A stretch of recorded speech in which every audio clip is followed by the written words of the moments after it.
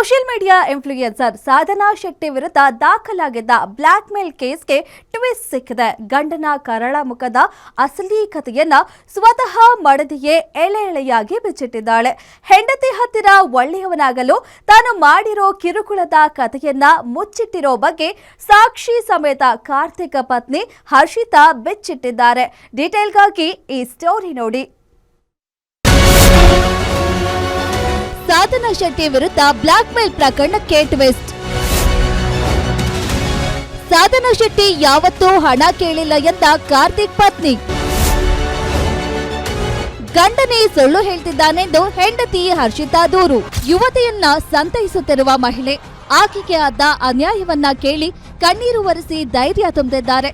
ತನ್ನ ವಿರುದ್ಧ ಕೇಳಿ ಬಂದಿದ್ದ ಬ್ಲಾಕ್ ಮೇಲ್ ಆರೋಪಕ್ಕೆ ನೊಂದು ಬೆಂದು ಹೋಗಿದ್ದ ಸೋಷಿಯಲ್ ಮೀಡಿಯಾ ಇನ್ಫ್ಲೂಯೆನ್ಸರ್ ಸಾಧನಾ ಶೆಟ್ಟಿಯ ಕಣ್ಣೀರ ಕಥೆ ಇದು.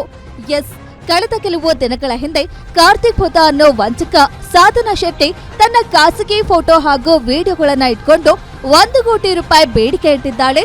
ಇಲ್ಲದಿದ್ದರೆ ಕುಟುಂಬಕ್ಕೆ ತೋರಿಸುವುದಾಗಿ ಬ್ಲಾಕ್ ಮೇಲ್ ಮಾಡ್ತಿದ್ದಾಳೆ ಎಂದು ಜಯನಗರ ಠಾಣೆಗೆ ದೂರು ನೀಡಿದ್ದ. ಆದ್ರೆ ಈ ತನಿಖೆಯ ಭಾಗವಾಗಿ ಕಾರ್ತಿಕ್ ಪುತಾನ ಮಡದಿ ಹರ್ಷಿತಾ ಪೊಲೀಸ್ ಠಾಣೆಗೆ ಹಾಜರಾದಾಗ ಇಡೀ ಪ್ರಕರಣಕ್ಕೆ ಬಿಗ್ ಟ್ವಿಸ್ಟ್ ಸಿಕ್ಕಿದೆ.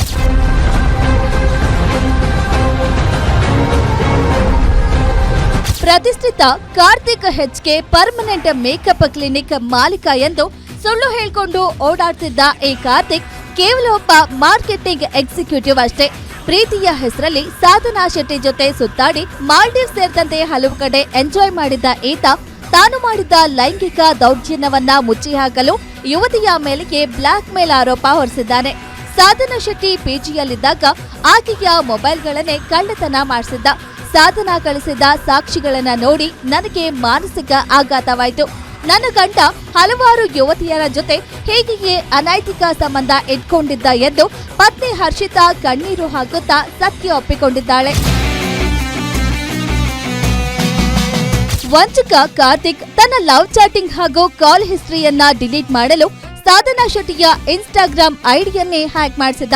ಈ ಹಿಂದೆ ಆಂಧ್ರಪ್ರದೇಶದ ಗಚ್ಚಿಬೌಲಿ ಪೊಲೀಸ್ ಠಾಣೆಯಲ್ಲಿ ಇವರ ನಡುವೆ ರಾಜಿ ಪಂಚಾಯಿತಿಯೂ ನಡೆದಿತ್ತು.